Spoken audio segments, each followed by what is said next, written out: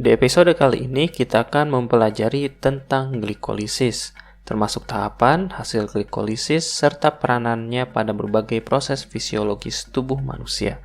Sebelum kita mulai pembahasan, seperti biasa, perkenalkan terlebih dahulu, saya Cecep, selamat datang di Jai Herang. Glikolisis merupakan proses pemecahan glukosa menjadi molekul yang lebih sederhana, yaitu pirufat, dan disertai pembentukan energi berupa ATP. Glikolisis penting dalam metabolisme karbohidrat. Untuk melihat di mana posisi glikolisis pada metabolisme karbohidrat, mari kita lihat terlebih dahulu proses metabolisme karbohidrat secara garis besar.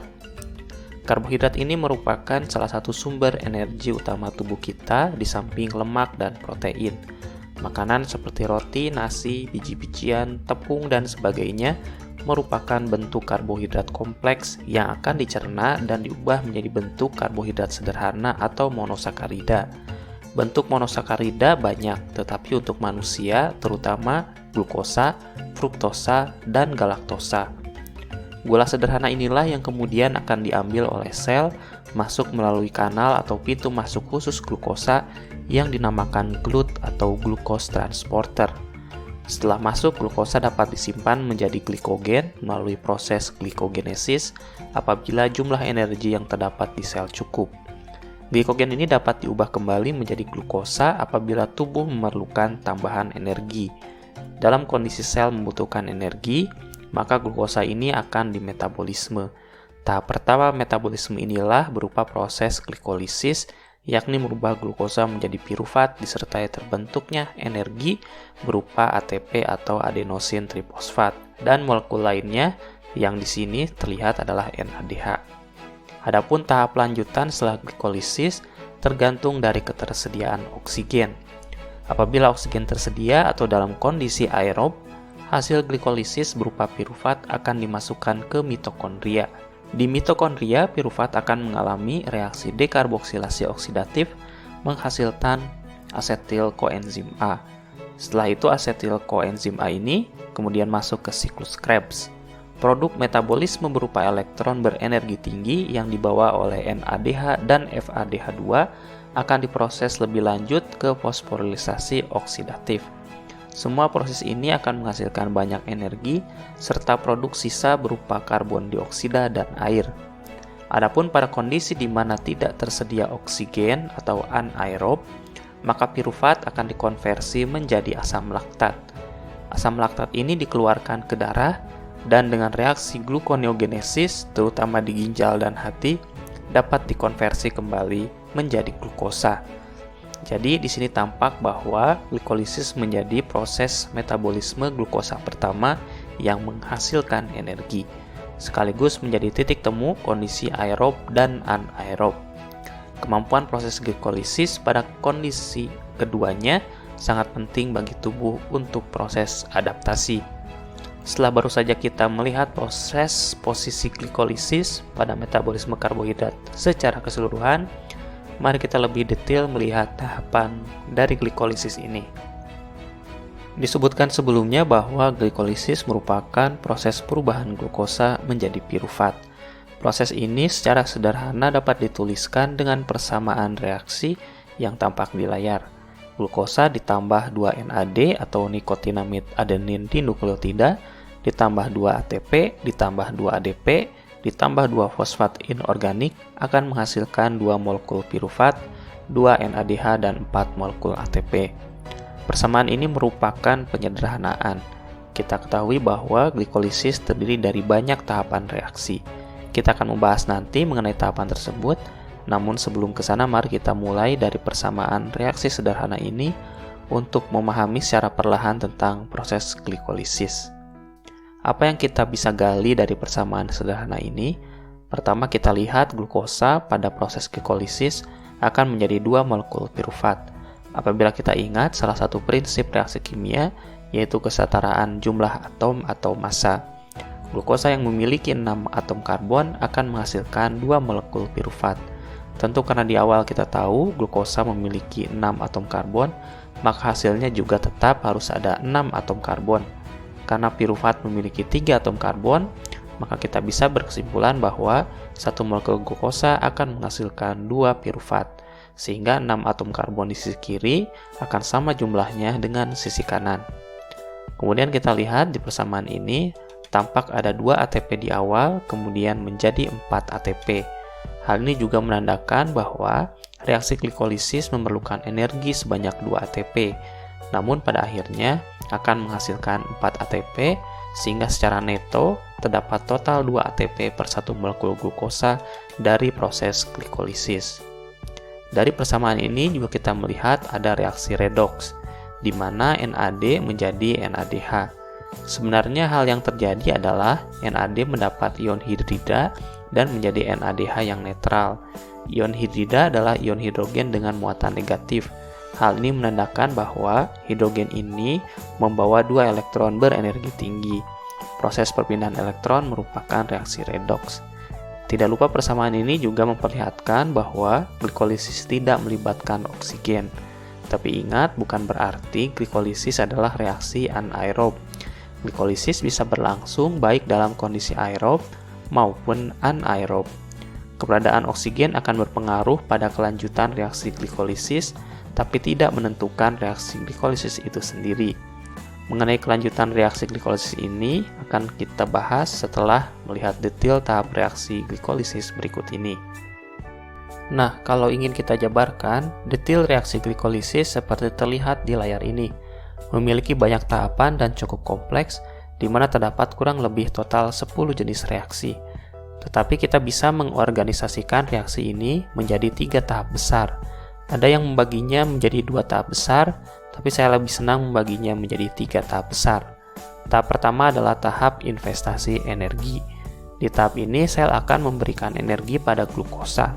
Glikolisis sendiri menghasilkan energi, namun pada tahap ini, agar glukosa bisa melepas energi, maka harus diberikan dahulu energi berupa ATP. Tahap investasi energi ini terdiri dari 3 jenis reaksi seperti pada gambar. Setelah mendapatkan energi, maka kemudian masuk ke tahap berikutnya, yaitu tahap pembelahan molekul glukosa menjadi molekul yang lebih kecil. Tahap ini terdiri dari 2 reaksi. Setelahnya barulah tahap penghasil energi, di mana sel akan mendapatkan keuntungan dari investasi energi yang diberikan sebelumnya. Tahap penghasil energi ini terdiri dari 5 reaksi. Baiklah, ini adalah reaksi pertama dari glikolisis. Di reaksi pertama ini terjadi fosforilasi atau penambahan gugus fosfat. Gugus fosfat yang ditambahkan ke glukosa membawa energi tinggi karena didapatkan dari hidrolisis ATP. Karena itu reaksi ini bukan merupakan reaksi 2 arah. Jadi produk yang dihasilkan berupa glukosa 6-fosfat tidak bisa secara spontan kembali melepas fosfat yang ditambahkan kepada dirinya. Tahap pertama ini bermanfaat pertama untuk mencegah glukosa keluar dari sel, karena dengan penambahan fosfat ukurannya lebih besar. Kemudian proses ini juga menyebabkan glukosa lebih reaktif sehingga memudahkan reaksi kimia berikutnya. Lanjut ke reaksi kedua, yaitu isomerasi, di mana glukosa 6-fosfat akan diubah ke bentuk isomer lain, yaitu fruktosa 6-fosfat. Isomer artinya molekul dengan rumus kimia yang sama, namun memiliki struktur yang berbeda. Kita lihat di sini, baik glukosa maupun fruktosa memiliki rumus kimia yang sama, yaitu C6H12O6. Namun keduanya memiliki bangun struktur yang berbeda. Tampak bahwa glukosa memiliki cincin segi 6, sedangkan fruktosa memiliki bentuk utama cincin segi 5. Reaksi ketiga selanjutnya kembali terjadi fosforilasi dari fruktosa 6-fosfat menjadi fruktosa 1,6-bisfosfat. Reaksi ini juga merupakan reaksi searah, di mana fosfat yang diberikan berupa gugus molekul berenergi tinggi. Kita lihat terdapat 2 molekul fosfat di sisi yang berseberangan. Hal ini menyebabkan daya tolak elektrostatik karena fosfat memiliki muatan yang cenderung negatif yang besar, sehingga menjadi tolak-menolak antara 2 gugus ini. Hal ini penting untuk menyiapkan reaksi berikutnya. Reaksi keempat merupakan reaksi pembelahan glukosa menjadi 2 molekul yang lebih kecil, yaitu dihidroaseton fosfat yang sesuai namanya memiliki gugus keton, sedangkan satunya lagi berupa molekul gliseraldehid 3-fosfat yang sesuai namanya memiliki gugus aldehid. Nah, untuk kelanjutan reaksi selanjutnya, hanya molekul gliseraldehid 3-fosfat saja yang bisa meneruskan reaksi glikolisis berikutnya. Oleh sebab itu, pada reaksi kelima hanya terjadi pada dihidroaseton fosfat yang harus diubah terlebih dahulu menjadi gliseraldehid 3-fosfat. Karena dua molekul ini merupakan isomer dengan rumus kimia yang sama, maka reaksi perubahan ini merupakan reaksi isomerasi. Lanjut ke reaksi ke-6 yang merupakan reaksi redoks. Ingat persamaan reaksi kimia sederhana sebelumnya. Di reaksi ini, gliseraldehid 3-fosfat akan dioksidasi sekaligus fosforilasi, sehingga hasil akhirnya adalah terbentuk asam karboksilat dengan 2 fosfat, yaitu molekul 1,3-bis-fosfogliserat. Di sini kita juga melihat perubahan NAD menjadi NADH. Pada reaksi ini tidak diperlihatkan, namun sebenarnya melibatkan air. Oksigen dari air akan membentuk jembatan atom karbon dengan fosfat, satu ion hidrida diberikan ke NAD membentuk NADH, dan satu ion hidrogen dilepaskan ke lingkungan sitosol. Reaksi ketujuh terjadi defosforilasi, di mana 1,3-bis-fosfogliserat menyumbangkan satu gugus fosfat berenergi tinggi ke ADP dengan hasil 3 fosfogliserat dan 1 ATP. Lanjut ke reaksi ke-8, terjadi pergeseran fosfat dari atom karbon ketiga ke atom karbon kedua, sehingga 3 fosfogliserat menjadi 2 fosfogliserat. Reaksi ke-9 merupakan reaksi kondensasi atau pelepasan air, di mana 2 fosfogliserat melepaskan molekul air dan berubah menjadi fosfoenol pirufat. Terakhir, reaksi ke-10, fosfat dari fosfoenol pirufat akan dilepas ke ADP membentuk pirufat sambil menghasilkan ATP. Perlu diketahui reaksi ke-10 ini merupakan reaksi searah, sehingga kecil sekali kemungkinan pirufat kembali menjadi fosfoenol pirufat. Setelah kita bahas langkah glikolisis tadi, pada bagian ini kita akan melihat hasil dari reaksi glikolisis, di mana di sini tampak ada 2 NADH, 4 ATP, dan 2 molekul pirufat. Seperti kita ketahui sebelumnya, karena di awal menggunakan 2 ATP, maka hasil bersih atau neto energi dari reaksi glikolisis adalah hanya 2 ATP saja. Hasil ATP ini akan bertambah berlipat-lipat dalam kondisi aerob karena pirufat akan diproses lebih lanjut di mitokondria, serta NADH juga akan menghasilkan energi dari proses fosforilasi oksidatif. Adapun pada kondisi anaerob atau tanpa keadaan oksigen, maka hanya akan dihasilkan 2 ATP saja. Pirufat akan direaksikan dengan NADH yang tadi terbentuk dari glikolisis menghasilkan asam laktat. Proses ini tidak menghasilkan energi lebih lanjut. Perlu diketahui bahwa penumpukan asam laktat ini yang menimbulkan rasa pegal atau nyeri otot setelah olahraga berat. Pada orang yang jarang olahraga, kemampuan tubuhnya mengirimkan oksigen terbatas, sehingga saat olahraga kebanyakan energi dihasilkan oleh reaksi anaerob. Oleh sebab itu, orang yang jarang berolahraga biasanya cepat pegal atau nyeri otot dibandingkan jika sudah terbiasa olahraga. Dalam organisme tertentu, misalnya ragi, reaksi anaerob dari perubahan pirufat dan NADH ini tidak menghasilkan asam laktat. Reaksi yang terjadi adalah fermentasi, di mana pirufat diubah dahulu menjadi asetaldehid dan baru kemudian dioksidasi dengan NADH membentuk NAD dan etanol atau alkohol. Proses ini juga kita lihat dari reaksi menghasilkan karbon dioksida. Jadi proses pembuatan minuman beralkohol seperti arak atau bir pada dasarnya adalah kelanjutan reaksi glikolisis dalam kondisi anaerob yang dilakukan oleh sel ragi. Perlu diingat bahwa semua sel dalam tubuh bisa melakukan glikolisis, sehingga apabila terjadi hipoksia atau kekurangan oksigen, sel bisa mengendalikan glikolisis sebagai sumber energi. Namun dikarenakan glikolisis menghasilkan energi yang lebih sedikit, maka dalam kondisi hipoksia bahan glukosa akan habis dalam waktu cepat, sehingga jaringan tubuh kita tidak bisa lama bertahan dalam kondisi hipoksia. Selain itu, produksi asam laktat juga bisa mempengaruhi keasaman sel ataupun darah, sehingga jika produksi asam laktat berlebihan bisa menyebabkan asidosis laktat yang mengganggu banyak proses dalam tubuh. Sel dalam merah adalah satu jenis sel dalam tubuh yang menggantungkan seluruh sumber energinya dari glikolisis.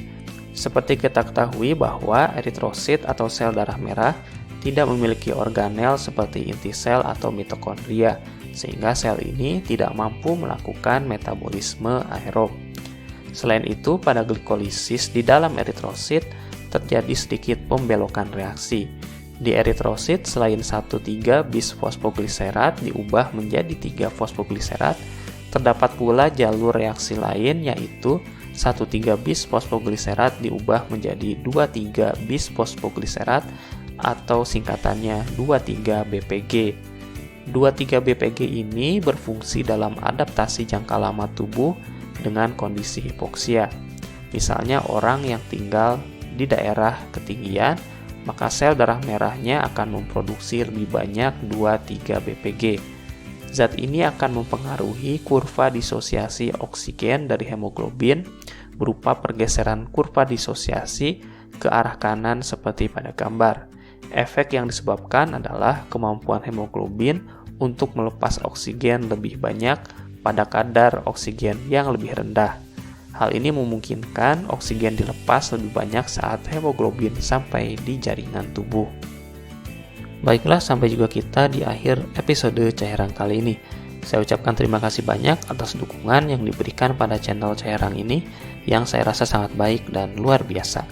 Akhirnya saya undur diri dan sampai jumpa kembali di kesempatan yang akan datang.